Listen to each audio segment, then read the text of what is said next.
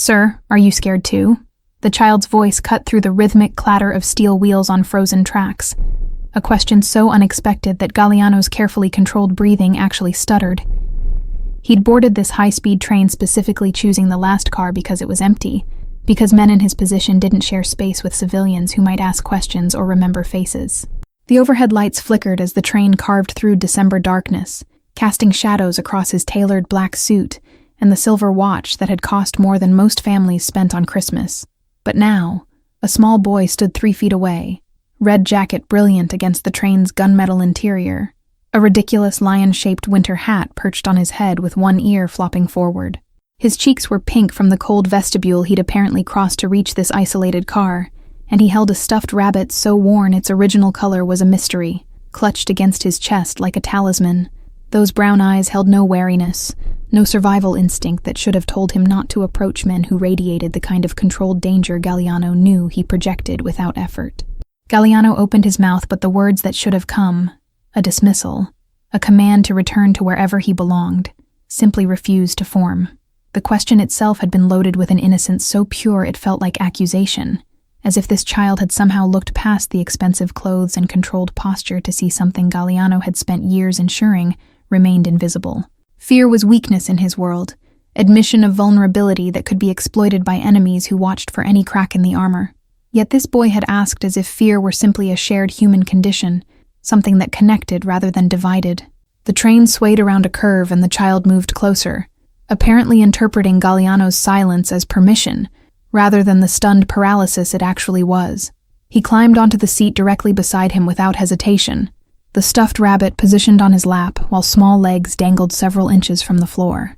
Up close, Galliano could see the careful patches on the red jacket, the slightly too long sleeves that suggested hand-me-down or thrift store origin, the scuffed shoes that had been polished with effort, if not success.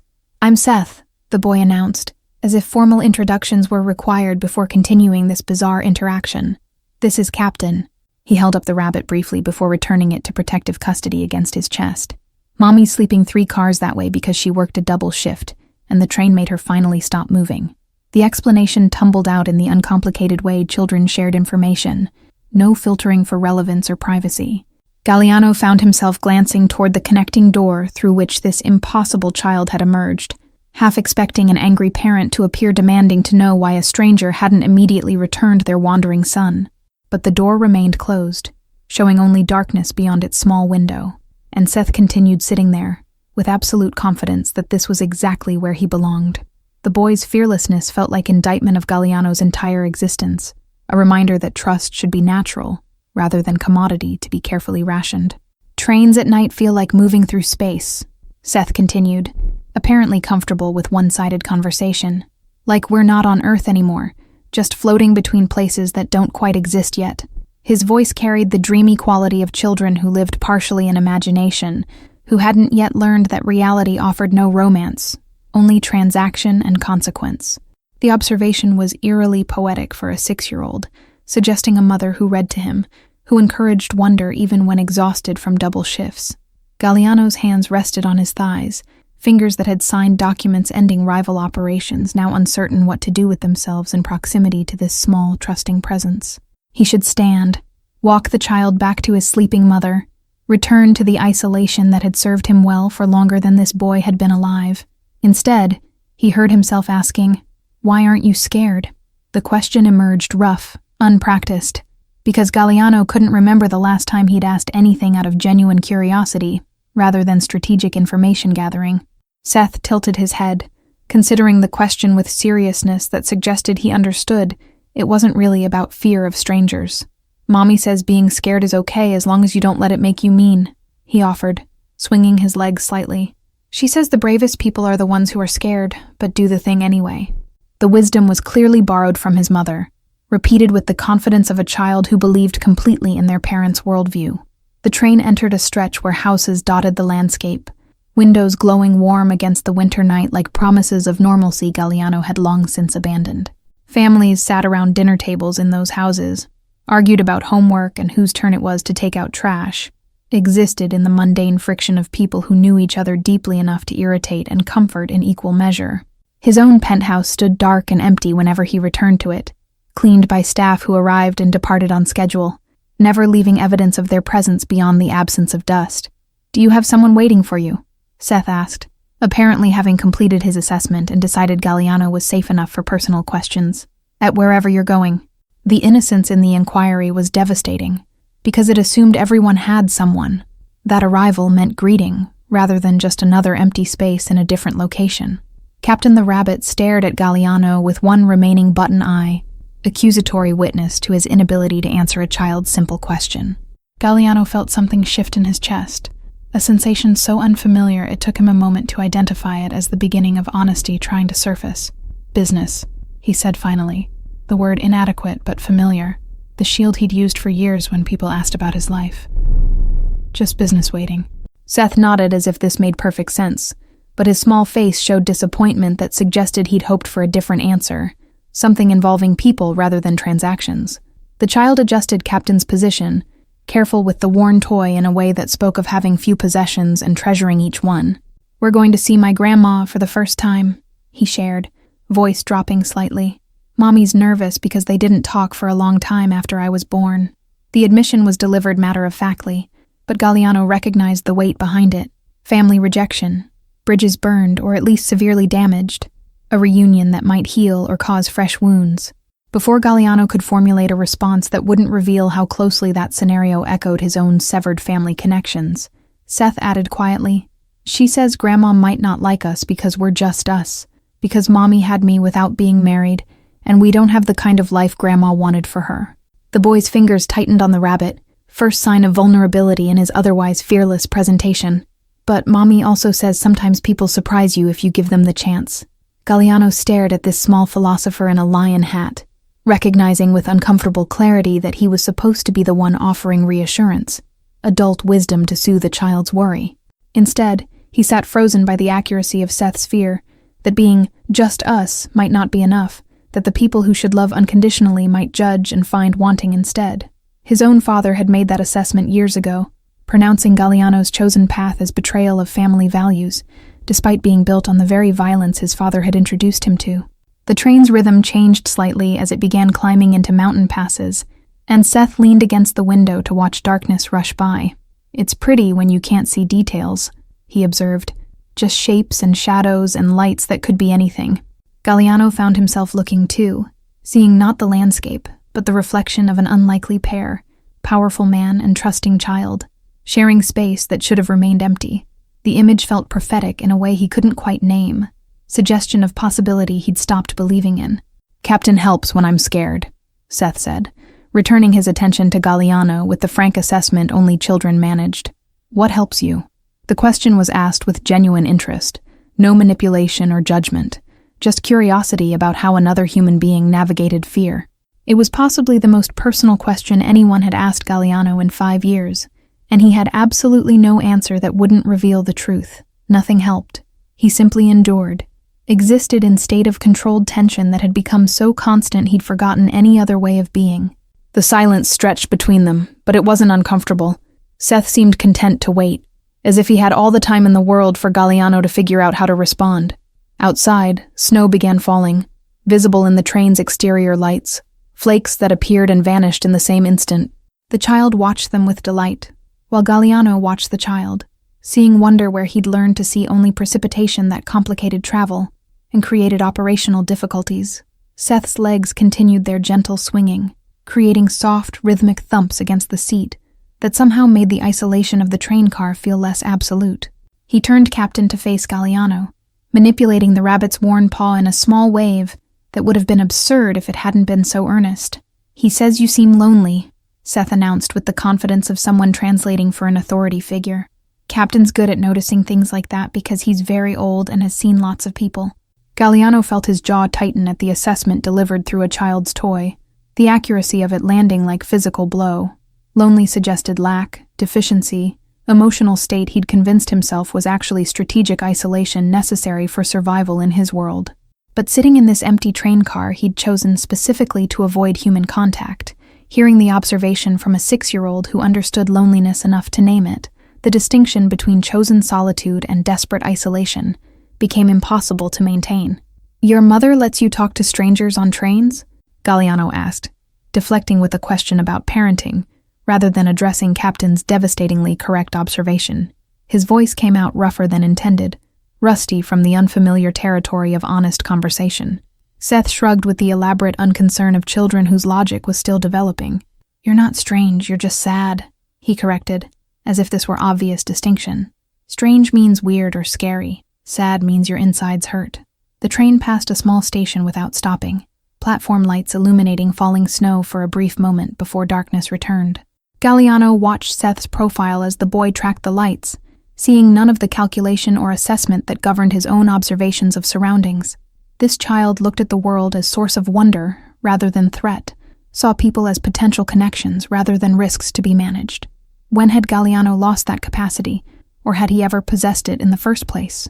"Mommy says everyone has insides that hurt sometimes," Seth continued, apparently on a philosophical roll. "She says the difference between good people and bad people isn't whether it hurts, it's what they do about the hurt." He adjusted his lion hat, which had slipped forward over one eye. "Good people try not to hurt others just because they're hurting.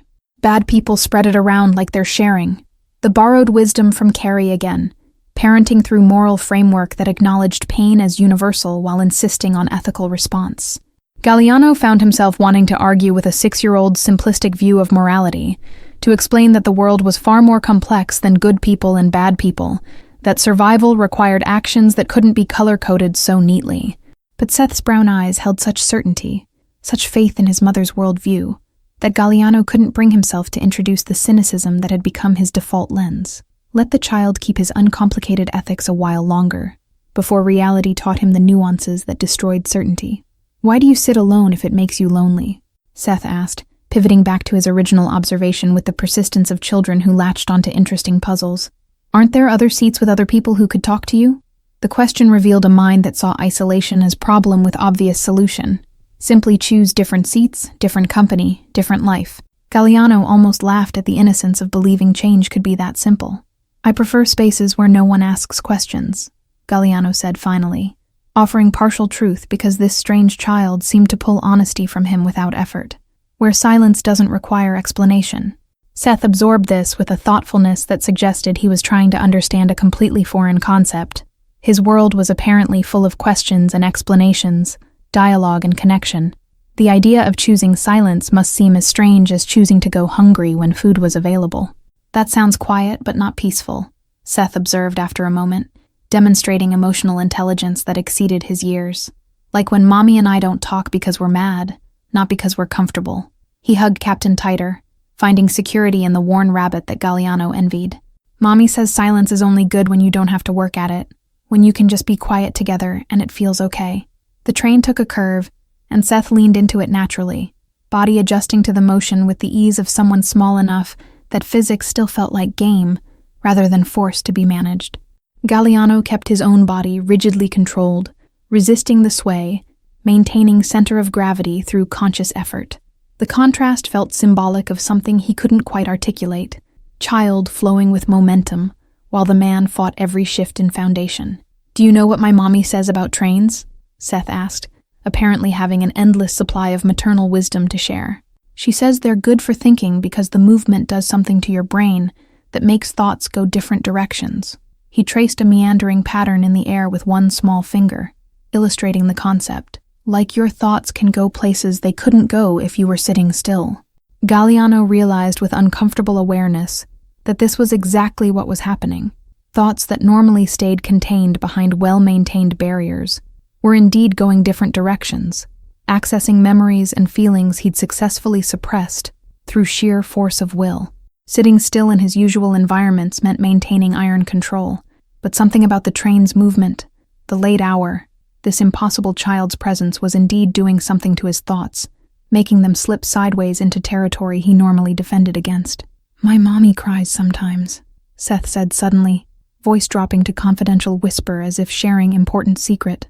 "In the shower where she thinks I can't hear, but water doesn't cover sound as good as she thinks it does." The admission carried no melodrama, just factual observation tinged with concern. "I don't tell her I know because I think she needs to believe she's hiding it, that she's being strong for me."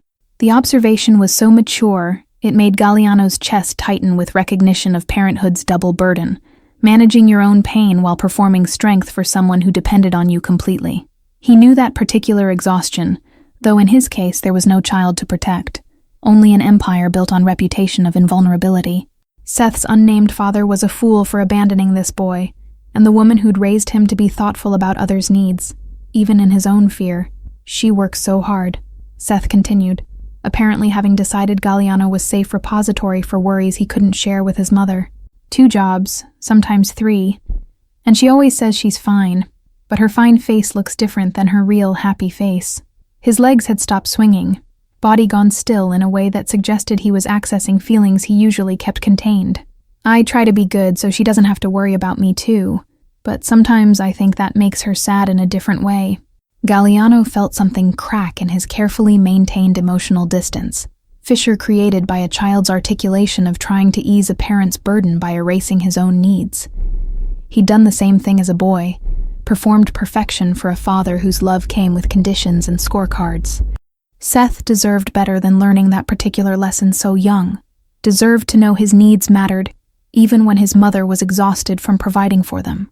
"Your mother is lucky to have you," Galliano heard himself say, words emerging without conscious decision to speak them. "Anyone who works that hard to take care of someone loves them more than most people are capable of loving." Seth's face brightened at the validation, smile transforming his worried expression into something luminous. "You think so?" he asked hopefully, "even though we're just us and don't have the regular kind of family?" "Especially because of that," Galliano said with unexpected certainty, thinking of the sprawling estate where he'd grown up surrounded by blood family who treated each other like business rivals.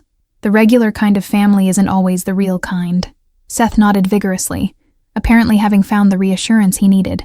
"That's what Mommy says too," he confirmed.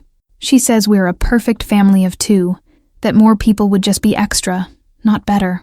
The train emerged from a stretch of forest into open farmland, lights from scattered houses creating constellation against the snowy landscape. Seth pressed his face against the window, breath fogging the glass while he traced patterns in the condensation. "Do you think my grandma will like me?" he asked quietly, vulnerability finally surfacing beneath his philosophical exterior. "Mommy says yes, but her voice does this thing where it goes up at the end like she's asking a question instead of answering one." Galliano looked at this small, fierce, impossibly trusting child who'd wandered into an empty train car and somehow decided that a dangerous stranger was the right person to share his fears with. "I think," he said carefully, weighing each word, "that your grandmother would be a fool not to like you, and if she can't see what an extraordinary person you are, that's her loss, not yours." Seth turned from the window, eyes wide and hopeful. "You really think I'm extraordinary?" "Everyone thinks their kid is extraordinary," Galliano amended, trying to retreat from the emotional exposure the statement had required. But Seth shook his head with the stubbornness of someone who knew when adults were backtracking. "You don't have a kid," he pointed out with devastating accuracy. "So you're just saying it because you mean it, not because you have to." The logic was irrefutable, and left Galliano with no defensive position, except silence. The boy returned his attention to Captain, adjusting the rabbit's position, with the careful tenderness that suggested the toy was far more than object. It was companion, confidant, extension of himself. "Mommy gave me Captain when I was born," Seth explained without prompting. "She says he's been on every adventure with me, that he knows all my secrets and keeps them safe." The rabbit's remaining button eye stared at Galliano, as if assessing his trustworthiness, determining whether he deserved inclusion in this small constellation of trust. Galliano found his gaze drawn to his own hands resting on his thighs, hands that had signed documents ending people's livelihoods, that had gripped weapons when signatures weren't sufficient. They were steady hands, controlled hands, the hands of someone who never showed uncertainty, because uncertainty meant death in his world. But sitting next to this child who radiated trust like heat, those same hands felt inadequate, ill-equipped for the kind of connection Seth offered so freely. "You have very still hands," Seth observed, apparently tracking Galliano's attention. "Most grown-ups fidget or move their hands when they talk, but yours just stay calm." The observation was delivered neutrally, but Galliano heard the unasked question beneath it. Why such rigid control? What was he defending against with that stillness? "I learned to be still a long time ago," Galliano said, offering explanation that explained nothing. "Movement gives away what you're thinking." Seth considered this with the seriousness he brought to all new information. Small face scrunched in concentration. "But isn't giving away what you're thinking how people understand each other?" he asked, locating the flaw in Galliano's logic with childlike directness. "If everyone hides what they think, how do you know who to trust?" The question was rhetorical philosophy from a 6-year-old, but it contained a truth Galliano had spent years refusing to acknowledge. That total control meant total isolation. "You trust people who've earned it," Galliano said, but even as words left his mouth, he recognized their inadequacy. Seth tilted his head, considering. "But how do they earn it if you never give them the chance?" he pressed. "Mommy says trust is like a garden. You have to plant seeds and water them and wait. You can't just expect flowers to appear because you decided to want them." More maternal wisdom, this time delivered with the confidence of someone who'd found the metaphor particularly compelling. The train's rhythm changed as it began descending from the mountain pass, subtle shift in pitch and tempo that both of them registered simultaneously. Seth's face brightened at the change, apparently finding meaning in the transition that Galliano couldn't access. "We're getting closer," the boy announced unnecessarily. "Closer to where things change." The phrasing was odd, suggesting not just physical arrival but existential shift, threshold being crossed that went beyond simple geography. "Are you scared about seeing your grandmother?" Galliano asked, redirecting conversation away from his own defensive patterns. Seth nodded slowly, honest in his admission. "A little," he confessed. "What if she looks at me and wishes I was different? What if she looks at Mommy and thinks she made a mistake having me?" The fear was articulated with the clarity of something he'd thought about extensively, worry that had been examined from multiple angles during those nights when his mother cried in the shower. Galliano felt anger spike at the unnamed grandmother who'd created this anxiety in a child, who'd allowed her judgment of her daughter's choices to cast shadow over this boy's sense of worth. "If she thinks your existence was a mistake, then she's the one who's wrong," he said with heat that surprised them both. "You're here, you're real, and anyone who can't see your value doesn't deserve access to you." Seth's eyes widened at the vehemence, but underneath the surprise, Galliano saw something like relief, validation from an unexpected source. "Mommy says her mom has old ideas about how families should look," Seth explained, apparently wanting to be fair despite his fear. "That she grew up when people did things in a certain order, and anything different seemed wrong." The generosity in trying to understand his grandmother's perspective while simultaneously fearing her rejection showed a capacity for empathy that made Galliano wonder what Seth could become if the world didn't crush that quality out of him. The passing landscape had shifted again, scattered farms giving way to more dense development as they approached whatever city marked Seth and his mother's destination. Lights were more frequent now, signs of human habitation multiplying, the isolation of the mountain pass dissolving into proximity to others. Galliano felt the transition like loss, knowing that arrival meant this strange interlude would end, that Seth would return to his sleeping mother, and Galliano would resume the solitary existence he'd chosen. "Do you ever wish you could go back and choose different?" Seth asked abruptly, apparently moving through his own thought process toward some conclusion.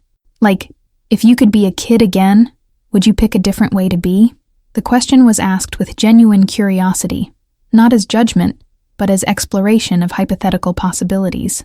Galliano stared at this small philosopher, unsure how to explain that he'd never really had choices, that his path had been determined by circumstances and expectations, and survival instincts that kicked in before conscious decision was possible.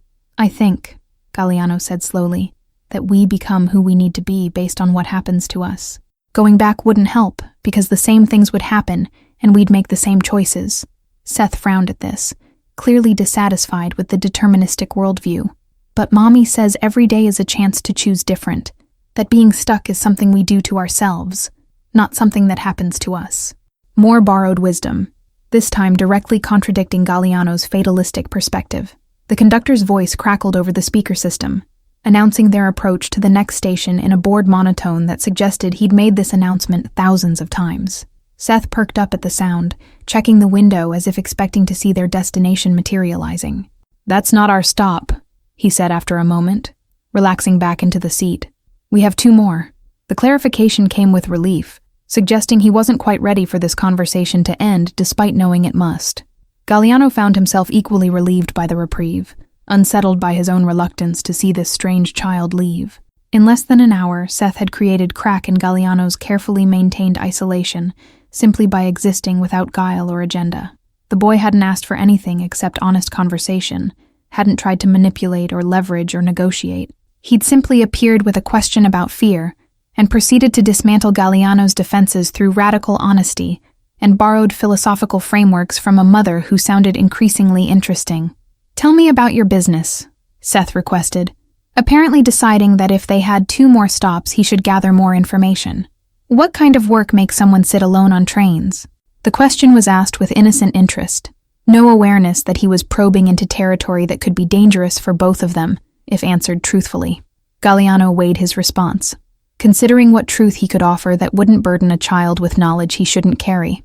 "I manage family interests," Galliano said finally, using the phrase that technically wasn't a lie while obscuring the nature of those interests. "Make decisions about resources and territory, handle conflicts between different groups." Seth nodded as if this made perfect sense, apparently hearing nothing sinister in the vague description. "Do you like it?" he asked, cutting through professional description to the personal question beneath. "Does it make you happy?" The question landed with unexpected force, because no one had asked it in years, possibly ever. Success was measured in power and profit, in territories controlled and rivals eliminated, in respect maintained through calculated displays of strength. Happiness had never been part of the equation, was possibly antithetical to the kind of success Galliano had achieved. "It makes me successful," he said, offering the only answer he had. "That's what matters." Seth's small face showed confusion at the distinction, apparently unable to comprehend success that didn't include happiness as fundamental component. "Mommy always says she'd rather be happy than successful," he shared. "She says success is what other people see, but happiness is what you feel when no one's looking." The contrast to Galliano's worldview was stark.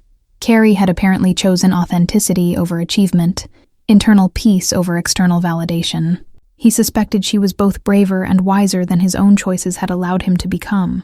The train entered a tunnel without warning, exterior lights disappearing as emergency lighting kicked in, casting the car in amber half-darkness that transformed familiar shapes into shadows. Seth moved closer instinctively, not touching, but closing the distance between them with the unconscious trust of someone who'd decided Galliano was safe. The tunnel's acoustics changed everything. The train's rhythm became louder, more insistent, sound bouncing off rock walls in ways that made conversation feel more intimate, confessional.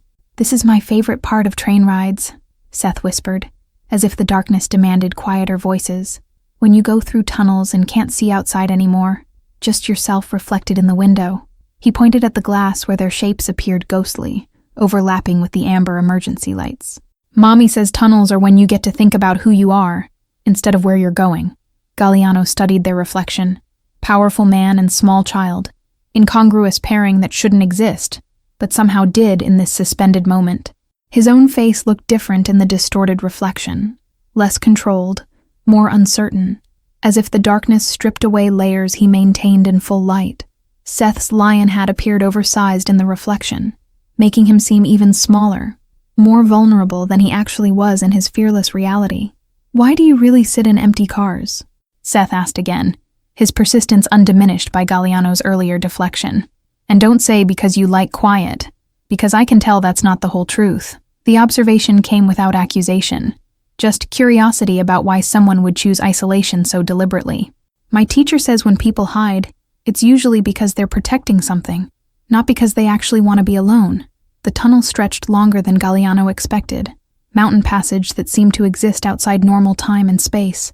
He felt the weight of Seth's question, the child's intuitive understanding that solitude and loneliness were not the same thing, that his carefully chosen isolation was defense mechanism rather than preference. "I sit alone," Galliano said slowly, "because in my world, letting people close means giving them power to hurt you. Distance is survival strategy." Seth absorbed this with the gravity it deserved, small face serious in the amber light.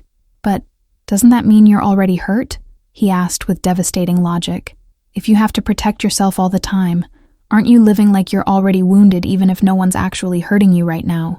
The question revealed an understanding of psychological self-protection that seemed impossibly sophisticated for 6 years old, making Galliano wonder what conversations Carrie had with her son during their family of 2 existence.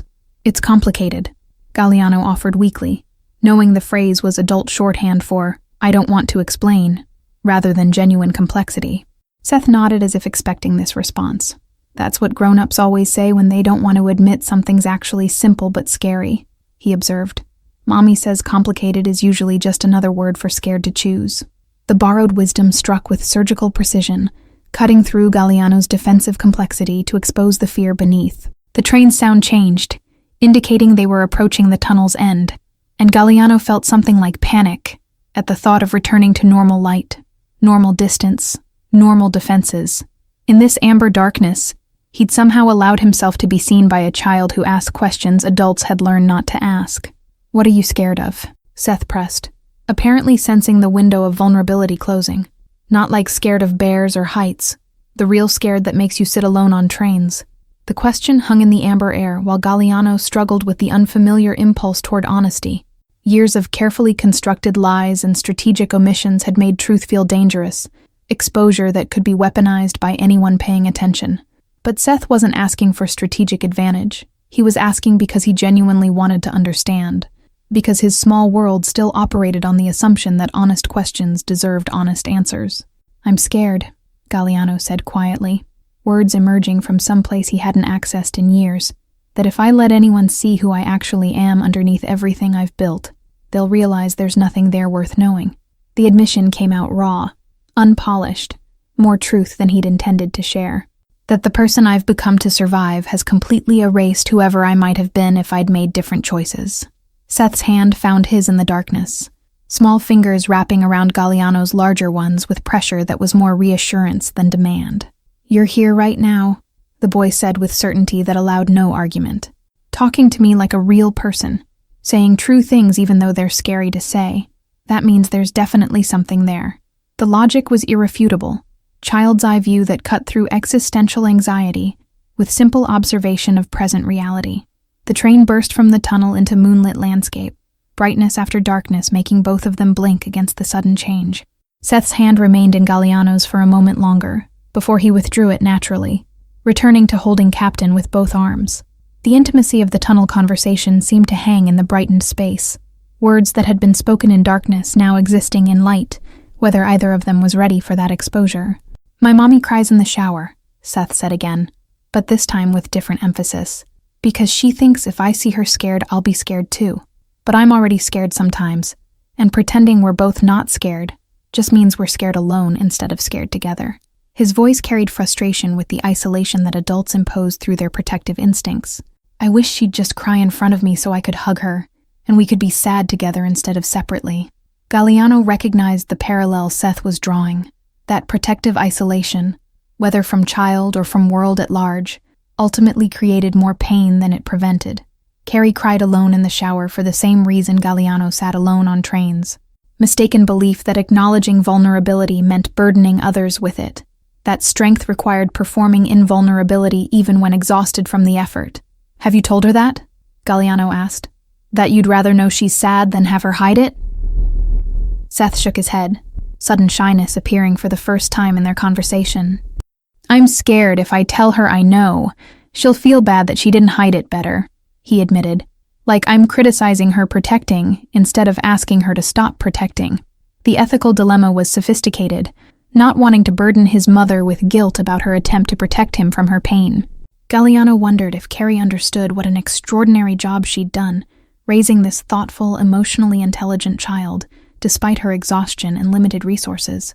Maybe, Galliano suggested carefully, people who love each other deserve to know the truth, even when the truth is painful. That pretending to be okay when you're not is a kind of distance that feels like protection, but is actually abandonment. The words were meant for Seth, but Galliano heard them ricochet back, applying to his own patterns of isolation, that he'd convinced himself were strategic, rather than fear-based. Seth considered this with his characteristic seriousness, working through the implications. So, if I tell Mommy I hear her crying and it's okay, that's not making it worse. It's making it more together? He asked, seeking confirmation of the framework. Even if it makes her feel bad at first that I knew all along? Galliano nodded, recognizing he was essentially advocating for vulnerability he couldn't practice in his own life, offering wisdom he'd never managed to embody. Your mother is lucky, Galliano repeated, meaning it more with each iteration. To have someone who wants to share her pain instead of just being protected from it. Seth's face showed relief at the validation, apparently having needed permission from an outside source to trust his instinct that honest connection was worth the discomfort. "I'll tell her," he decided. "After we see Grandma, when we're back home and things are normal again. I'll tell her I want us to be scared together instead of alone." The commitment was delivered with the certainty of someone who'd made important decision and intended to follow through. Galliano found himself hoping Seth would maintain that courage when faced with actual conversation, that childhood intention wouldn't dissolve into adult hesitation. "Promise you'll actually do it?" he heard himself ask, surprising them both. "Not just think about it, but really tell her?" Seth looked at him with new assessment, apparently recognizing that Galliano needed him to succeed where Galliano himself had failed. The connecting door burst open with force that suggested panic, rather than casual entry, and a woman stumbled through with the controlled desperation of someone who'd been searching multiple train cars. Her golden hair was disheveled from sleep and frantic movement, winter coat thrown over what appeared to be medical scrubs, and her face showed the particular terror of a parent who'd woken to find their child missing. "Seth!" she gasped, eyes finding him immediately with the targeting system only mothers possessed.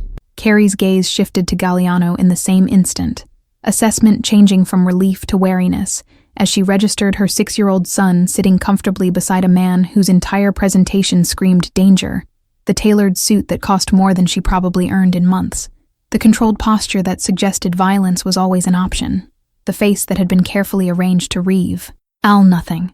She moved forward with determination despite obvious fear, positioning herself between Seth and Galliano with body language that declared willingness to fight if necessary. "I'm sorry," Galliano said immediately, standing and taking a step backward to create distance, hands visible and non-threatening. "He appeared about 40 minutes ago. I should have taken him back to you immediately." The formal apology was designed to de-escalate, to acknowledge his failure to follow basic protocol regarding lost children. But Seth was already scrambling from his seat, moving to his mother with Captain clutched against his chest. "Mommy, don't be mad," Seth said quickly, reading the mix of fear and anger in Carrie's expression. "I wasn't lost. I was exploring, and he's not scary. He's just sad like us." The child's hand found Carrie's, tugging gently as if he could physically transmit his certainty that no danger had existed in this encounter. "We were talking about being scared, and about Grandma, and about how people hide their real feelings." Carrie's eyes flickered with confusion at her son's characterization, still trying to reconcile the dangerous-looking stranger with Seth's complete lack of fear. She was beautiful in an exhausted way, the kind of beauty that persisted despite too many shifts and not enough sleep, bone structure that remained striking even when shadowed by chronic stress. Her hands showed recent scrubbing, nails short and practical, the hands of someone who worked with them constantly. A small silver pendant hung from a chain at her throat, catching light as she breathed too quickly. "I woke up and you were gone," Carrie said, voice shaking slightly as she pulled Seth closer, needing the physical confirmation that he was safe and whole. "I checked the bathroom, asked the conductor, started going car to car, thinking—" She didn't finish the sentence, couldn't articulate the horrors that had flashed through her mind during those minutes of searching. Her gaze returned to Galliano with mix of gratitude and suspicion, apparently unsure whether to thank him for not harming her son or condemn him for not immediately returning Seth to her. Galliano remained standing at careful distance, aware that his presence was now threat, rather than curious interlude Seth had experienced. "He's a remarkable child," Galliano offered, knowing the words were inadequate, but needing to say something that acknowledged what the past hour had meant. "You've done an extraordinary job raising him." Carrie's expression shifted at the compliment, defensive posture softening slightly as she registered the genuine respect in his tone. "He's not supposed to talk to strangers on trains," Carrie said, but her voice had lost its sharp edge, settling into something closer to resigned acknowledgement that Seth operated on his own logic. "We've had conversations about stranger danger, about not wandering off, about a dozen rules he apparently decided didn't apply tonight." Seth looked up at his mother with unrepentant affection, clearly understanding he was in trouble, but equally certain he'd made the right choice. "He asked if I was scared too," Galliano explained, feeling the need to justify how this encounter had happened, to help Carrie understand that Seth's fearlessness came from emotional intelligence rather than recklessness. The question was— He paused, searching for words that wouldn't sound insane. "I didn't know how to respond, and by the time I figured out I should take him back to you, we were talking, and it felt wrong to interrupt that. Carrie's eyes held his with intensity that suggested she was reading layers beneath his words, seeing past the expensive suit to whatever truth existed underneath. "You really talked?" she asked, voice carrying doubt that any adult would genuinely engage with a 6-year-old stranger. "Not just humored him until you could get rid of him?" The question revealed her protective instinct paired with awareness that most people tolerated children rather than actually listening to them. "We really talked," Galliano confirmed, surprised by how much he meant it. About fear and loneliness and family, and the difference between being complicated and being scared to choose. Seth nodded vigorously at this summary, apparently pleased that Galliano had remembered their philosophical ground. "And about how Captain knows things," Seth added, holding up the worn rabbit as evidence. "And about Grandma and whether she'll like us." Carrie's face softened completely at the mention of her mother, tension releasing as she recognized that Seth had found someone to share his worries with, that this strange encounter had been about her son needing an outside perspective on the fears he couldn't fully share with her. "Oh, baby," she said, pulling Seth into a proper hug. "Grandma's going to love you. She's going to take one look at you and wonder how she stayed away this long." The certainty in her voice suggested she was trying to convince herself as much as Seth, but the love underneath the words was unmistakable. Galliano watched the embrace, seeing the way Seth melted into his mother's arms despite his earlier philosophical detachment, seeing the way Carrie's whole body relaxed once she had her child physically close. The bond between them was palpable, tested by circumstances but fundamentally unshakable. "Should I go back to our seats now?" Seth asked, though his tone suggested he was hoping for a different answer, that he wanted this strange three-way encounter to continue somehow. Carrie looked at Galliano, then at the empty seats around them, then back at her son, who was clearly not ready to leave. "We could," she started, then stopped, apparently struggling with competing instincts. Remove Seth from the stranger immediately, versus honor her son's obvious connection to this unlikely person. "Sit," Galliano said, gesturing to the seats with sudden decisiveness born from not wanting this to end yet, not wanting to return immediately to isolation after tasting something different. "Please, if you're comfortable, He hesitated, unsure how to finish that sentence. What was he? Sorry? Grateful? Changed by an hour of conversation with a child? "I'd like to hear more about this grandmother visit, if you're willing to share." Carrie studied him for a long moment, weighing risk against the intuitive sense that sometimes strangers could be trusted, despite all logical arguments against it. She saw something in his face that must have satisfied her assessment, because she nodded slowly, removing her coat and settling into the seat across from where Galliano had been sitting. Seth immediately positioned himself between them, creating a bridge with his small body, apparently determined to maintain connection between the two adults. "My mother and I haven't spoken in 6 years, Carrie said abruptly, apparently deciding that if they were doing this, they might as well do it honestly. "Since I told her I was pregnant and keeping the baby despite not being married, despite the father making it clear he wanted no part of parenthood." Her voice carried no self-pity, just factual recitation of history that had shaped her present. "She said I was throwing my life away, that I'd regret choosing a child over stability and respectability." Galliano leaned forward slightly, drawn in by the vulnerability of her admission. "But you didn't regret it," he stated, rather than asked, seeing the evidence of that choice sitting between them, bright-eyed and wrapped in a lion hat. Carrie smiled at Seth with such fierce love it was almost painful to witness. "Not for 1 second, she confirmed. "Hardest thing I've ever done, and also the best thing. But I'd be lying if I said there weren't moments I wondered what my life would look like if I'd made the choice she wanted." Seth's hand found his mother's, small fingers weaving through hers with practiced ease. "Mommy says she won the lottery when she got me," he informed Galliano seriously, "even though we're actually poor and can't afford lottery tickets." The observation would have been funny if it weren't so poignant. 6-year-old understanding of financial struggle wrapped in absolute certainty of being loved. Carrie laughed, the sound surprising all of them with its genuine warmth. "That's exactly right," she confirmed, squeezing Seth's hand. "Best return on investment in the history of investments, even if the investment was accidental and completely unplanned." She looked at Galliano with new directness, apparently having decided he'd earned more of her story. "My mother wrote me a letter last month, first contact in 6 years, said she'd been wrong, that she wanted to meet her grandson, that she'd wasted too much time on pride and principles when she should have been learning who we actually are." The train's rhythm had become white noise, backdrop to the conversation happening in seats that minutes ago had held only one isolated person, and now contained an impromptu gathering of damaged people trying to be brave. Carrie shifted her position, tucking one leg underneath her with the unconscious comfort of someone who'd become used to making any space feel temporary and homelike. Her exhaustion was visible in the shadows beneath her eyes, but animation of talking about her life seemed to energize her beyond what rest could provide. Part of me wants to believe her letter was genuine, Carrie continued, fingers still intertwined with Seth's in her lap. That she really has changed. That she actually wants to know Seth instead of just checking a grandmother box before she gets too old to make the effort. The skepticism was earned rather than cynical, protective instinct, born from having been rejected once, and refusing to let her son experience the same disappointment. But the other part remembers how certain she was that I was ruining my life, how clear she made it that choosing Seth meant choosing him over her. Galliano understood family ultimatums that forced impossible choices, fathers who demanded absolute loyalty or complete severance with no middle ground permitted. "What made you decide to go?" he asked, genuinely curious about what could overcome that kind of foundational hurt. After 6 years of silence, what made her letter different from staying angry?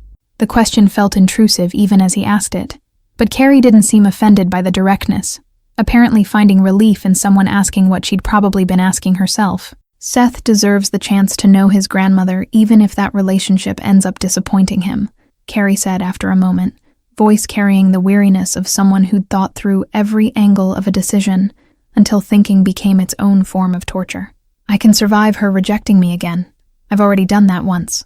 But if I keep him from her out of my own hurt, and someday he resents me for that choice, I'd never forgive myself. The maternal sacrifice was evident in every word, willingness to risk reopening her own wounds to give Seth an opportunity she wasn't certain would be positive. Seth had been quiet during this exchange, listening with the careful attention children gave to conversations about themselves that adults thought were happening over their heads. "I'm not scared she won't like me," he clarified suddenly, apparently needing to correct the assumption everyone had been making. "I'm scared she'll like me, but still not like Mommy, and then I'll have to choose." The fear was articulated with precision that suggested he'd been sitting with this particular anxiety for longer than the train ride. The observation landed heavily between all three of them, revealing the complexity of the situation in a way that adult conversation had been dancing around. Carrie's face showed surprise and pain at her son's worry, apparently not having considered that Seth might fear being forced into picking sides. "Baby, you would never have to choose between us," she said firmly, pulling him closer. "Whatever happens with Grandma, you and I are a team. Nobody gets to split that up. But what if she wants me to stay with her, and you want us to go home?" Seth persisted, working through the scenario with the logical progression children used when trying to map out all possible outcomes. What if she says she'll help, but only if we move there, and you don't want to move? The questions revealed he'd been listening to conversations Carrie thought she'd had privately, picking up on tensions and possibilities from overheard phone calls or his mother's worried midnight pacing.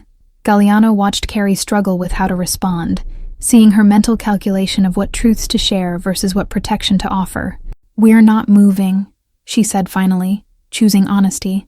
"Our life is in our city, my job, your school, our apartment that's small but ours. Grandma can be part of our life if she wants, but she doesn't get to rewrite the whole story just because she decided to show up late." The firmness in her voice seemed to reassure Seth, who relaxed slightly against her side. "Your mother's brave," Galliano said to Seth, but his eyes were on Carrie. "Taking you to meet her mother despite knowing it might go badly, maintaining your home and life while leaving door open for reconciliation, that takes more strength than most people have." Carrie's cheeks colored slightly at the compliment, apparently unused to having her parenting choices validated by strangers, especially strangers who looked like they'd never had to choose between rent and groceries. "I'm terrified," Carrie admitted with a laugh that held no humor. "Absolutely terrified that she'll say something that hurts Seth, or that she'll pretend to be interested in him, but I'll be able to tell she's judging us, or that she'll be genuinely wonderful, and I'll resent her for not being wonderful 6 years ago when I desperately needed a mother." The admission tumbled out with momentum of confession too long held inside, words that apparently needed to be spoken even to a stranger on a train. Seth patted his mother's hand with the comforting gesture of someone much older, having clearly reversed their roles in this moment. "Captain says it'll be okay either way," he announced with the certainty of someone relaying information from a higher authority. He says Grandma is just another person who might surprise us, and if she doesn't, we'll still have each other. The wisdom filtered through a stuffed rabbit somehow carried more weight than if stated directly, child's logic that allowed difficult truths to land softly. Captain is very wise, Galliano agreed seriously, giving the rabbit the respect it clearly deserved in this small family's constellation. Has he been giving you this kind of advice for long? Seth nodded enthusiastically, apparently delighted to have another adult who understood Captain's importance. Since I was born, he confirmed. Mommy says he's absorbed all her best parenting, so now he can remind me of it even when she's too tired to remember herself. Carrie smiled at this characterization, some of the tension leaving her shoulders as the conversation shifted to lighter territory. Captain's my backup brain, she confirmed. When I'm working double shifts and running on 4 hours of sleep, he steps in to make sure Seth remembers that he's loved and capable, and that chocolate milk before bed is not an acceptable dinner. The shared mythology around the worn rabbit revealed the creativity she'd employed in single parenting, making necessity into magic through storytelling and imagination. Do you have a captain? Seth asked Galliano suddenly, apparently having decided that everyone needed their own version of emotional support and wisdom. Someone who reminds you of important things when you forget? The question was asked with genuine interest, no awareness that he was probing into territory Galliano had spent years avoiding. Or, do you just remember everything yourself? Galliano felt the weight of the question, the assumption that everyone had someone or something that anchored them emotionally. I used to, he said carefully, surprising himself with the admission. A long time ago, but I lost track of those reminders, forgot what was important outside of work and success and maintaining control.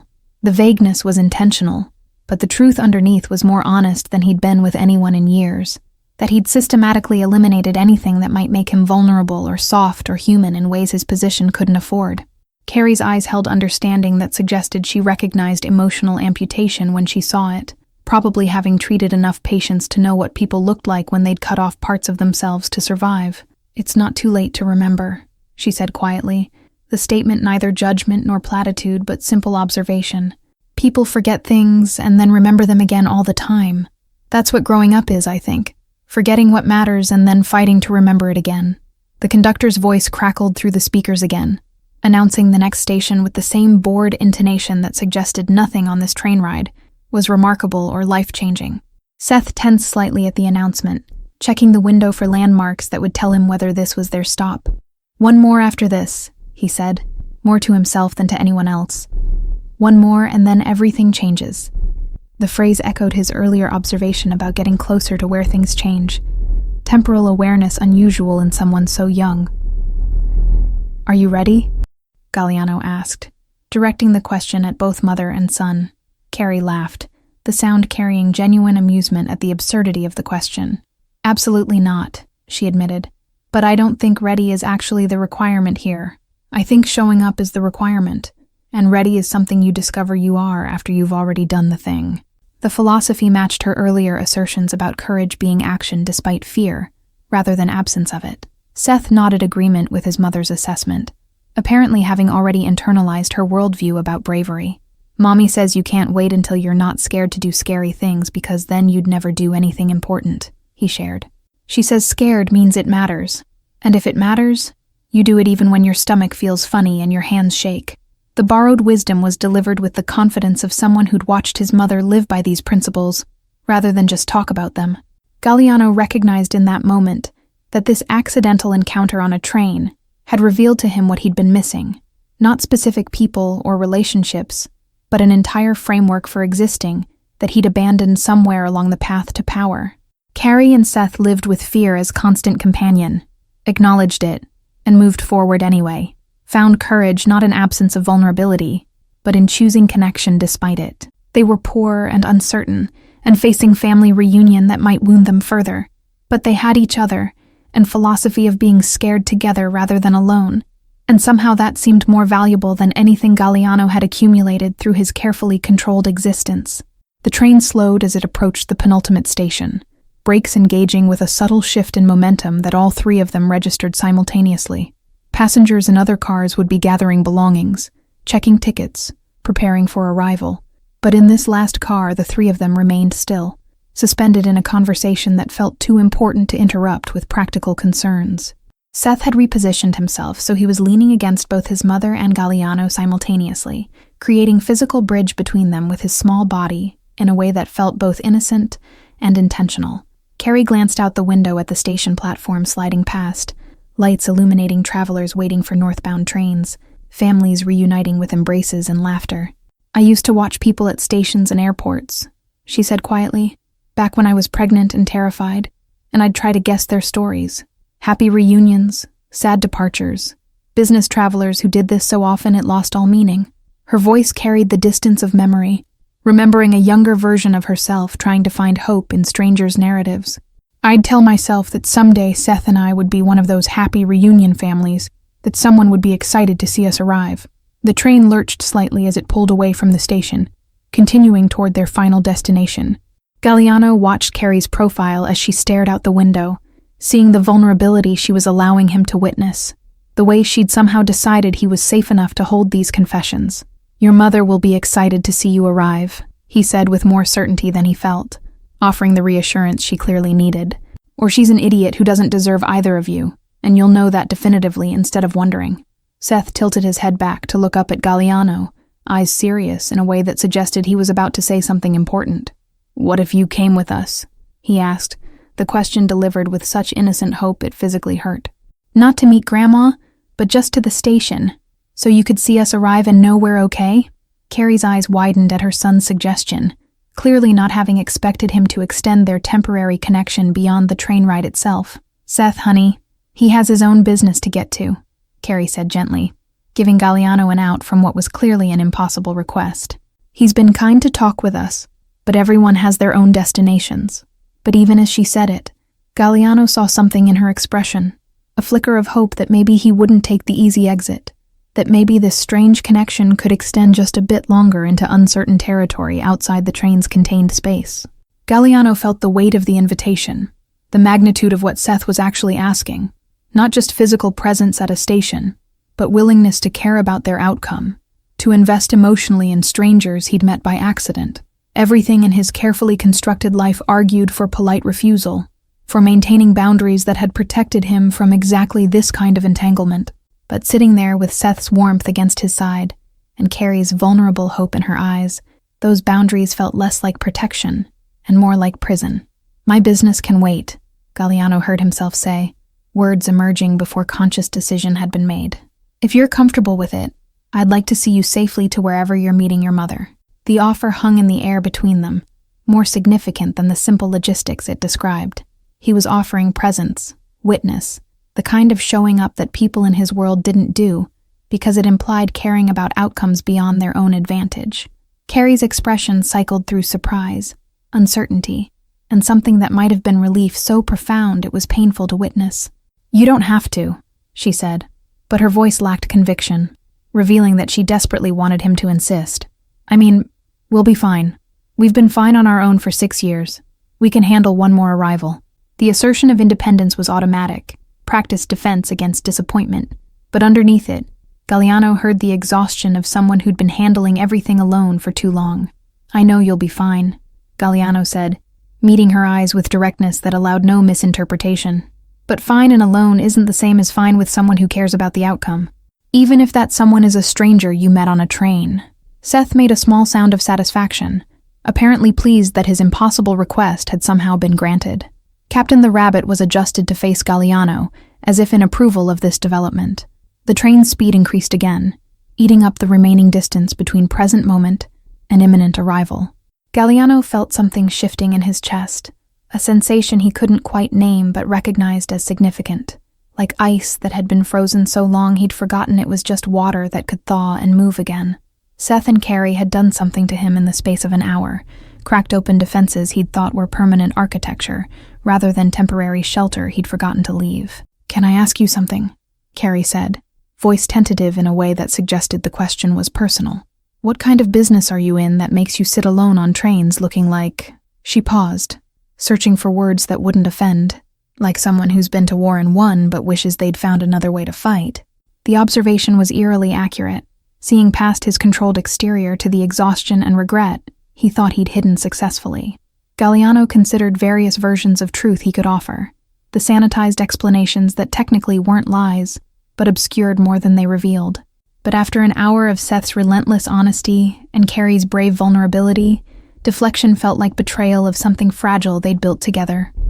"I manage my family's interests," he said carefully, which is a polite way of saying I run operations that exist in spaces where law and business blur together. "I make decisions that protect our territory and hurt people who threaten what we've built." The admission hung heavy in the train car, words that should have sent Carrie grabbing Seth and running to find a conductor, reporting dangerous man in the last car who'd just confessed to criminal enterprise. Instead, she held his gaze with steady assessment, apparently weighing what he'd said against how he'd been with her son, measuring danger against the unexpected gentleness he'd shown. "Organized crime?" she asked bluntly, apparently deciding direct questioning was preferable to polite euphemism. "That's one term for it," Galliano confirmed, refusing to soften the reality with better language. "Though we prefer to think of it as providing services in markets that traditional business won't touch. But yes, the world I operate in involves violence and intimidation, and things that would horrify you if you knew the details." He waited for her to pull away, to gather Seth and leave, to recognize the threat he actually represented to their safe, moral universe. But Carrie didn't move, didn't grab Seth or flee, just sat there processing information with the clinical assessment of someone who'd seen enough in emergency rooms to know that danger wore many faces, and goodness was sometimes found in unlikely places. "And tonight?"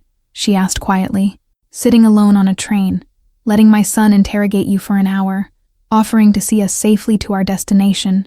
Which version of you is that?" "That's the version I thought I'd killed off years ago," Galliano admitted, surprised by his own honesty. "The part of me that still remembers what it felt like to care about something beyond power and control and winning. Your son asked if I was scared too, and the truth is, I'm terrified of what happens if I let myself remember how to be human, instead of just effective." The confession was more vulnerable than anything he'd shared in years, exposure that made him feel stripped raw. Seth had been quiet during this exchange, listening with the gravity children brought to adult conversations about things they only partially understood. "Mommy says people aren't just one thing," he offered into the silence. "That everyone has the person they are and the person they could be, and sometimes those are different people." He looked up at Galliano with those trusting brown eyes. "Maybe you're both versions at the same time, and you get to pick which one is in charge." The philosophical offering from a 6-year-old landed with unexpected force, suggesting that identity wasn't fixed, but choice made repeatedly, that past actions didn't permanently determine future possibilities. Galliano wanted to argue that it was more complicated than that certain lines once crossed couldn't be uncrossed, certain choices accumulated into identity that became destiny. But looking at Seth's certain face and Carrie's hopeful expression, he wondered if maybe the child's simple framework was more accurate than his own fatalistic complexity. "The version of me that wants to make sure you arrive safely is in charge right now," Galliano said finally, accepting the gift Seth was offering, permission to be different than he'd been, even if just for this moment. "Whatever I am the rest of the time can wait until after I know you've met your grandmother and have somewhere safe to go if things don't work out the way you're hoping." The commitment was spoken aloud, witnessed, making it real in a way that private decisions never were. The overhead lights flickered as the train passed through another brief tunnel, momentary darkness that felt symbolic of transition they were all experiencing. Galliano noticed his hands had relaxed on his thighs, fingers no longer maintaining the rigid control that had been his default for years, as if Seth's presence had somehow given him permission to exist without constant defensive tension. Carrie was watching him with an expression that suggested she was seeing past his expensive suit to something more fundamental, the way medical professionals learn to see beneath symptoms to underlying conditions. "You know what's interesting?" she said suddenly. "In the ER, I can always tell the difference between people who are alone by circumstance and people who are alone by choice. The first group wants company but doesn't know how to ask. The second group has forgotten why they started choosing isolation in the first place." Galliano felt the observation land with uncomfortable accuracy, recognizing himself in the second category, but unsure which version he actually wanted to be. "And which one do you think I am?" he asked, genuinely curious about her professional assessment applied to his personal situation. Carrie tilted her head, considering him with the same careful attention she probably gave to patients presenting with unclear symptoms. "I think you started as the second and became the first without noticing the transition," she said slowly. "I think you built such an effective fortress that by the time you realized you were lonely inside it, You'd forgotten how to open the gates without dismantling the whole structure. And dismantling it feels like dying, so you just stay inside and tell yourself it's what you chose. The accuracy of her diagnosis was both validating and terrifying. Someone who'd known him less than 2 hours articulating truths he'd been avoiding for years. Carrie's eyes glistened with tears. She was clearly trying not to let fall, apparently undone by the kindness from a stranger who'd just admitted to being exactly the kind of person she should protect her son from. "Thank you," she said simply, the 2 words carrying weight that encompassed more than just the practical offer. She was thanking him for seeing them, for treating Seth like someone worth listening to, for being honest about his darkness instead of pretending it didn't exist, for choosing to show up despite having every reason to stay isolated. The train's rhythm was changing again. Subtle shifts that suggested arrival was imminent rather than theoretical. Seth scrambled to the window, pressing his face against the glass to watch for landmarks that would indicate their station. "I see lights," he announced. "Lots of lights. Bigger than the other stations." His excitement was visible in the way his whole body vibrated with energy. Earlier fear apparently transformed into anticipation through the alchemy of having support and facing the unknown. Galliano stood, stretching muscles that had been still too long, preparing himself for whatever came next. He pulled his phone from his pocket, checking messages he'd been ignoring for the past hour, seeing the usual urgency from his organization about decisions needed and situations requiring his attention. All of it could wait, would have to wait, because for the first time in recent memory he'd found something that mattered more than maintaining his empire's daily operations. He silenced the phone completely, choosing presence over power. The train's final approach was marked by gradual deceleration, industrial outskirts giving way to more urban landscape as they entered the station's territory.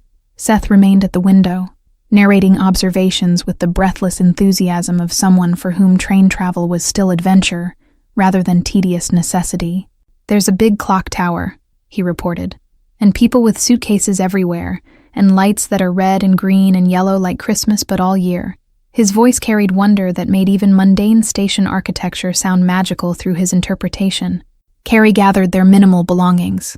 A small duffel bag that had been tucked under the seat, Seth's backpack decorated with cartoon characters, her own worn purse that had seen better years.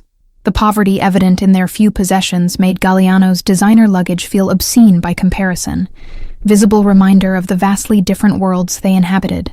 He'd spent more on his watch than Carrie probably earned in a year, yet somehow her life seemed richer, more meaningful, filled with connection he'd traded for material comfort. "Do you want to freshen up before we arrive?" Galliano asked Carrie, recognizing she'd woken from sleep to search for Seth and hadn't had opportunity to prepare for meeting her estranged mother. She touched her hair self-consciously, apparently only now remembering she was about to face someone who would judge her appearance along with everything else. "I must look awful," she said, more statement than question. "Hospital scrubs and train hair. Exactly the impression I wanted to make after 6 years." Seth turned from the window to assess his mother with the frank honesty only children managed. "You look like you," he declared, as if this settled the matter completely. "Grandma can like how you actually look or not like it, but pretending to be different wouldn't work anyway because you're not good at pretending." The observation was delivered without malice, just factual assessment of his mother's transparent nature. Carrie laughed despite her obvious nervousness, pulling Seth close for a quick hug.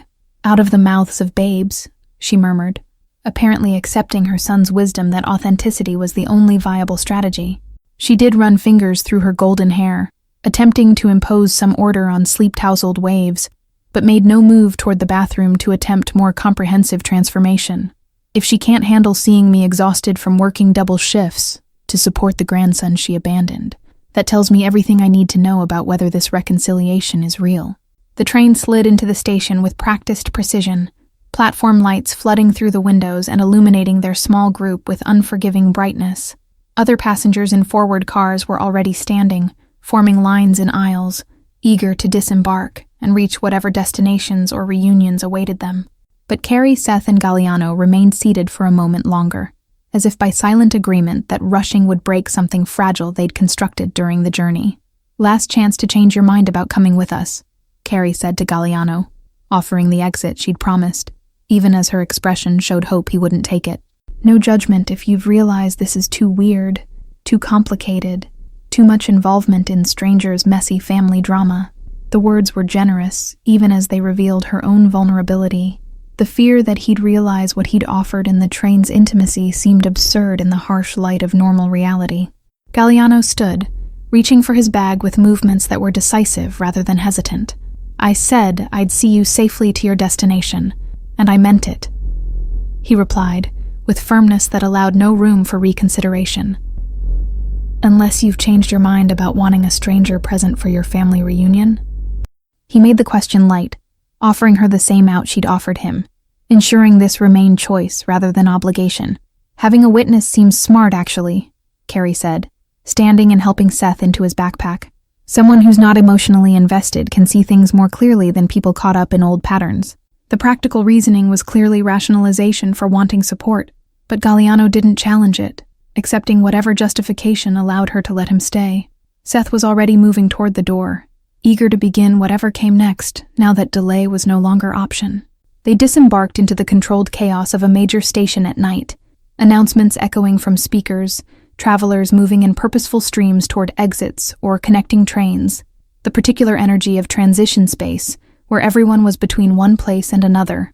Seth's hand found Galliano's automatically, small fingers wrapping around two of his larger ones with pressure that communicated both excitement and nervousness.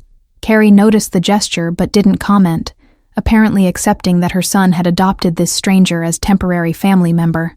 The main concourse was vast, vaulted ceiling arching high above to create sense of cathedral space, dedicated to the religion of constant movement. Seth's head tilted back to take it all in, eyes wide with wonder at architecture designed to make travelers feel both insignificant and important simultaneously. "It's like a palace," he breathed, apparently never having been in a space this grand. "Like where kings and queens would live if they were always leaving to go somewhere else."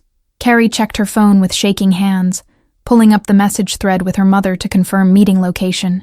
"She said she'd be by the information kiosk," she reported, voice tight with tension that had been building throughout the journey, near the west exit. Her eyes scanned the crowd as if expecting her mother to materialize, as if the 6-year separation could be ended simply by making eye contact across a crowded station. "Do you want a minute?" Galliano asked quietly, recognizing Carrie's rising panic. "We could get coffee, let you settle yourself before you have to perform reunion for an audience." But even as he offered the delay, he saw Carrie's jaw set with determination, the same expression Seth had worn when declaring he'd tell his mother about hearing her cry. "No," she said firmly. "If I wait, I'll just get more nervous, invent more scenarios for how this could go wrong. Better to just do it, and know."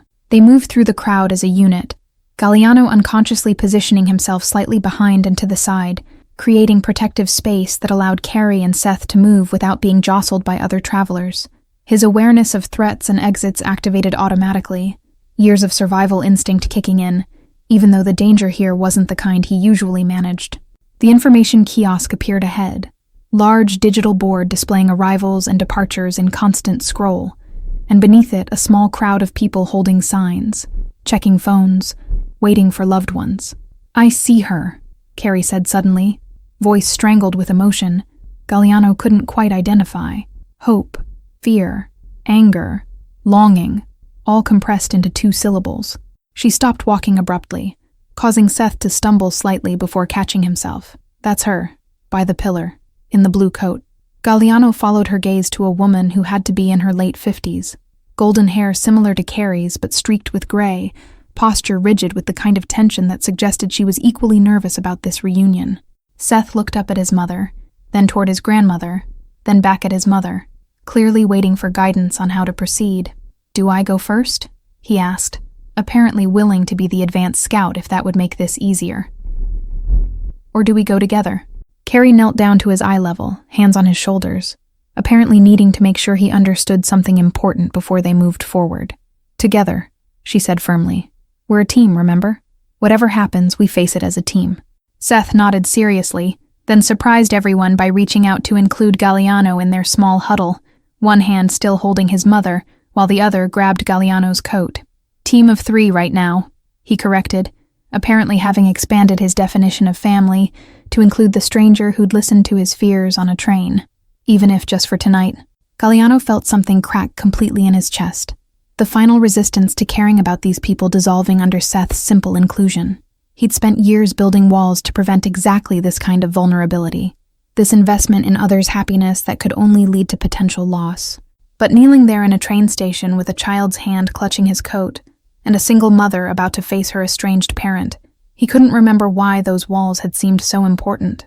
"Team of 3, Galliano confirmed, voice rougher than intended, even if just for tonight. The repetition felt like vow, commitment that bound him to these strangers in ways he didn't fully understand but couldn't deny. Carrie's eyes met his over Seth's head, gratitude and something else. Recognition maybe that they'd all been changed by this accidental encounter, that they were walking toward whatever came next as different people than they'd been when they boarded the train. They stood together, straightening postures and gathering courage, preparing to bridge the gap between where they stood and where Carrie's mother waited. Seth kept one hand in his mother's, and one hand holding Galliano's coat, creating physical connection that announced they were unit rather than individuals. The grandmother had noticed them now, her face cycling through recognition, shock, and something that might have been longing or might have been dismay, too much distance to read accurately. Galliano found himself studying the grandmother's body language with the practiced assessment he usually reserved for potential threats or business negotiations, reading the subtle signals that revealed whether her presence was genuine desire for reconciliation or performance of family obligation. Her hands were clasped tightly in front of her, knuckles white with tension that suggested genuine nervousness rather than casual interest in meeting them. She'd chosen to wear a blue coat that Galliano suspected was probably Carrie's favorite color based on how the younger woman's eyes had tracked to it immediately, small detail that suggested the mother had put thought into this reunion, had tried to communicate care through choices that might go unnoticed by anyone not looking for them. The overnight bag at her feet was small but expensive, leather that had been maintained carefully over years, the kind of possession someone kept because it held memory rather than just function. Seth noticed his grandmother's bag at the same moment and pointed with the unself-conscious directness of someone too young to understand that commenting on people's belongings could be considered rude. "Mommy has a bag like that," he announced to Galliano. "It was Grandma's before, from when Mommy was little. She uses it for work because it holds her stethoscope and the protein bars she eats instead of real lunch." The casual revelation that Carrie still used something her mother had given her years ago, that she'd kept this connection despite the estrangement, seemed to land on the older woman with visible impact. Her hand moved unconsciously to touch her own matching bag, apparently only now realizing that her daughter had maintained this small link between them even through years of silence, that some part of Carrie had been holding space for potential reconciliation all along. The walk across the station concourse felt endless, each step weighted with history and hope and fear of disappointment that had accumulated over 6 years of silence. Carrie's mother remained frozen by the pillar, apparently unable to move forward to meet them halfway, either from shock or uncertainty about her welcome. Up close, the family resemblance was unmistakable. Same bone structure, same golden hair, same eyes that had seen hardship and chosen either bitterness or resilience in response. The older woman's face showed evidence of the latter choice, lines of regret etched alongside signs of someone who'd done difficult internal work. "Mom," Carrie said when they were close enough for normal conversation, voice carefully neutral, giving nothing away about what she was feeling. "This is Seth, your grandson." The introduction was formal, almost clinical, as if presenting evidence rather than facilitating relationship. Seth, however, had no such reservations. He released both his mother's hand and Galliano's coat, stepping forward with the fearlessness that had served him well on the train. "Hi, Grandma," Seth said with genuine warmth, apparently deciding that his mother's caution didn't need to be his own burden. "I brought Captain to meet you too." He held up the worn rabbit, presenting it as if this were a natural part of any introduction. "He's been with me since I was born, so he's basically family too." The older woman's face crumpled slightly at this, eyes filling with tears she was clearly fighting to contain. "Hello, Seth," she managed, voice breaking on his name. You're so beautiful, both of you. I've missed so much." The admission came with visible pain, recognition of years she couldn't reclaim, moments she'd chosen to miss through her own stubbornness. Carrie's expression remained guarded, apparently not ready to absolve 6 years of abandonment with one emotional greeting. Galliano stood slightly back, witness to this reunion but not participant, the role he'd agreed to play. "This is Galliano," Seth announced, apparently taking charge of all introductions. "We met on the train because he was scared too, And now he's part of our team, at least for tonight. The older woman's eyes shifted to Galliano with confusion, clearly trying to place this expensive-suited stranger in her daughter's life. He's making sure we get here safe, Seth continued. And he told Mommy she's brave and that you'd be an idiot if you didn't love me. Galliano felt heat rise in his face at having his private comments repeated in public introduction to Carrie's mother, but the older woman's expression shifted to something approaching amusement, despite the emotional intensity of the moment. Well, she said, a small smile breaking through her tears. He's not wrong on either count. I have been an idiot. A proud, stubborn idiot who let principles and disappointment rob me of knowing my daughter and grandson. She looked directly at Carrie now. I'm sorry. I've been sorry for years but didn't know how to say it. Carrie's defensive posture softened infinitesimally, though her voice remained cautious. One apology doesn't erase 6 years, Mom, she said quietly. We needed you. I needed you. And you chose judgment over family. The hurt was raw in her words, unhealed wound being exposed to someone who'd caused it. I don't know if I can trust that you've actually changed or if you're just lonely and realized grandchildren are supposed to be part of your life story. Seth moved back to his mother's side, apparently sensing she needed support now that the initial greeting had passed. Mommy's scared you'll hurt her again, he explained to his grandmother with the blunt honesty children employed when adults were dancing around truth. And I'm scared you'll like me but not like Mommy, and then I'll have to pick. But Mommy says we're a team and nobody can split us up. So really you get both of us or neither of us. The older woman absorbed her grandson's assessment with visible pain, apparently recognizing the damage her past rejection had caused was being carried by a 6-year-old who shouldn't have to articulate these adult complexities. You're right to be scared, she said, addressing both Seth and Carrie. I hurt your mother terribly. I said things that can't be unsaid, made choices I can't undo. But I'm asking, not demanding, asking for a chance to do better, to know you both, to be family in the real sense, not just the biological technicality. Galliano watched this tentative reconciliation with awareness that he was witnessing something rare, genuine attempt at repair rather than performance of relationship. Both women were being honest about the hurt, while leaving door open for possible healing, modeling for Seth that relationships could be damaged, and sometimes, with work, repaired. It was healthier than anything he'd witnessed in his own family's history of scorched earth conflicts and permanent severances. We're staying at the hotel near the hospital, Carrie said finally, not committing to immediate forgiveness but offering pathway forward. Tomorrow morning we could have breakfast together, talk more when we're all less exhausted and emotional from traveling. The compromise was wise, creating opportunity for connection while maintaining boundary that allowed retreat if needed. Her mother's face showed relief and gratitude for even this small opening. I'd like that very much, the older woman said. There's a diner near the hospital. My treat. She hesitated, then added, And Galliano, you're welcome to join us if you're still in town. Anyone Seth considers part of his team has already proven themselves more than I have. The generous inclusion of a stranger revealed a woman genuinely trying to be different than she'd been, to honor her grandson's choices even when they confused her. Seth looked up at Galliano with hopeful expression that was both invitation and question. But before Galliano could formulate response, his phone vibrated with insistence that suggested emergency rather than routine business. He pulled it out to see multiple messages from his second-in-command. Situation requiring immediate attention. Decision that couldn't wait until morning. The kind of crisis that defined his usual existence. The contrast between the family tableau before him and the violent urgency in his messages was jarring. I have to go, Galliano said with genuine regret, recognizing that the spell of the train ride was broken, that reality was reasserting itself with its usual demands.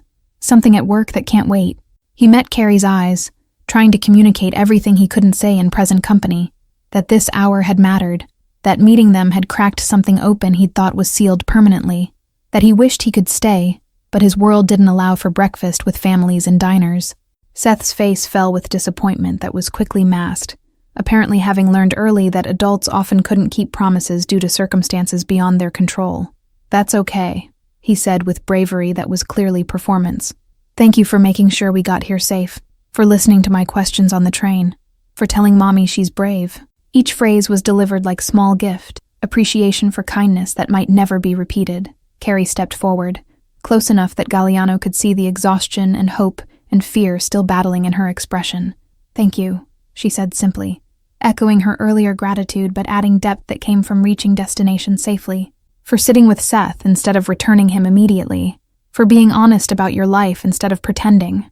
For reminding me that strangers can sometimes see us more clearly than people who've known us forever. The words carried weight that suggested she understood what this encounter had cost him emotionally, what vulnerability he'd allowed that contradicted everything about his usual existence.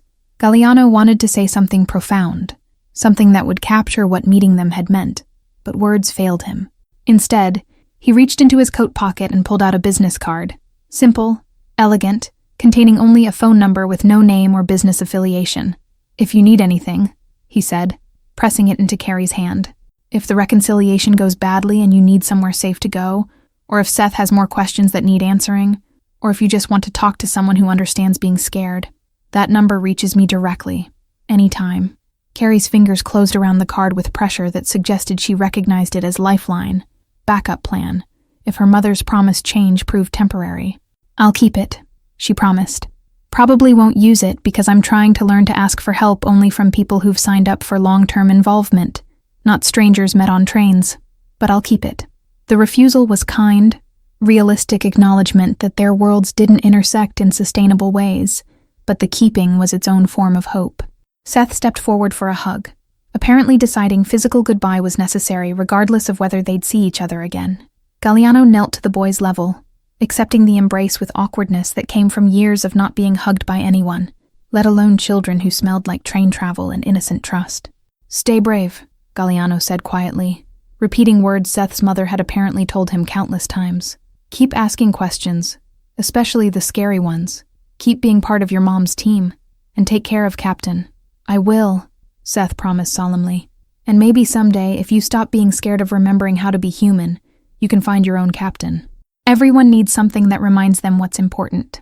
The wisdom delivered in a child's voice landed with precision that suggested Seth understood far more than anyone gave him credit for, that his innocent questions on the train had been strategic in their own way, opening doors adults had learned to keep locked. Galliano stood, nodded to Carrie's mother, who was watching this entire interaction with visible confusion about what had transpired on the train to create this unlikely bond, and then turned to leave before he could change his mind about going. Each step away from them felt heavier than it should, as if he were walking away from possibility, rather than just returning to normal life. The crowd swallowed him quickly, anonymous traveler among thousands, but he felt their presence behind him like warmth against his back, until distance made it impossible. He was 3 blocks from the station, waiting for his driver to arrive, when his phone rang with Carrie's number. She must have called from a payphone since she'd mentioned not having much data on her plan. "Hello?" he answered, surprised by the contact so soon after departure. "Everything okay?" Her voice came through slightly breathless, as if she'd run to make the call. "I just wanted to say, before you went back to being whoever you are the rest of the time, that Seth was right. You're not just sad, you're lonely, and those are different things. Sad heals eventually, but lonely just gets worse unless you choose different." Galliano leaned against the building wall, closed his eyes, heard the truth in her assessment. "I know," he admitted. "I've known for a while, but knowing and choosing to change are different things, and changing requires vulnerability that doesn't work well with my actual life." The explanation was weak even to his own ears, excuse rather than reason. Carrie was quiet for a moment, then said softly, "Seth thinks you're going to remember how to be human. He said it in the bathroom after you left, that you have the face of someone who's going to surprise himself. Kids are usually right about that stuff." "Your son is extraordinary," Galliano said, repeating his earlier assessment, "and you're brave in ways most people never manage. I hope your mother proves worthy of the chance you're giving her." More silence. Then Carrie's voice came through thick with emotion. "I hope you prove worthy of the chance Seth thinks you're giving yourself. That's all. Just wanted to say that before we become strangers again." She hung up before he could respond, leaving him standing on a cold street corner with a phone against his ear, and awareness that he'd been seen more completely in 1 hour by a child and his mother than he'd been seen in years by people who worked with him daily. His car arrived, sleek and black, and exactly the kind of vehicle someone in his position drove. The driver opened the door without speaking, trained to understand that Galliano didn't engage in casual conversation. But instead of climbing in immediately, Galliano stood on the sidewalk looking back toward the station he could no longer see, thinking about a boy in a lion hat asking if he was scared too, thinking about a mother who chose honesty about her failures over protective pretense, thinking about a worn rabbit named Captain who apparently carried concentrated wisdom about what mattered in life. Thank you all for following this story. If you're enjoying it, write in the comments where you're watching from. And don't forget to like, subscribe, and share this video. Your support is important for me to continue bringing you stories like this. Sometimes the most profound changes in our lives begin with a simple question from someone brave enough to ask. Sometimes being found starts with admitting we're lost, and sometimes the person we most need to connect with is the version of ourselves we buried beneath years of survival and fear.